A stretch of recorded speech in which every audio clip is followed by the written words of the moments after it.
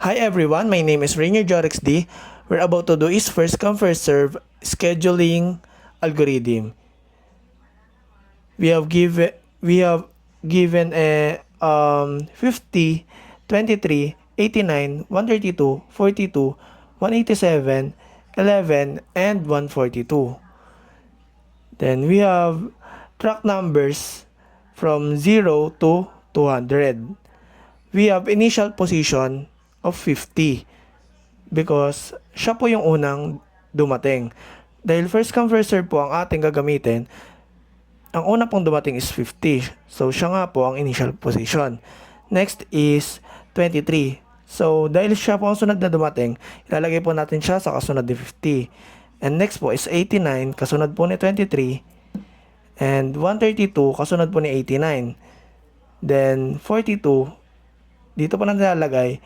And 187 dito po. Kasi po, ayun po yung katapat niya. Malapit po siya sa 190. Then, si 11 po, dito po siya malapit sa katapat ni 10.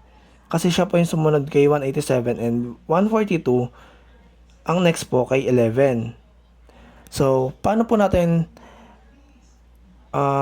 mako-compute ang track numbers? So, ang unang step po is ima-minus po natin yung unang track number sa kasunod po. So, 50 minus 23 is equals to 27. 23 minus 89 is equals to 66. And 89 minus 132 is equals to 43.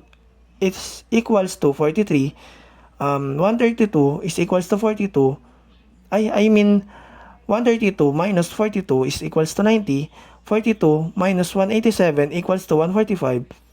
187 minus 11 is equals to 176. 11 minus 142 is equals to 131.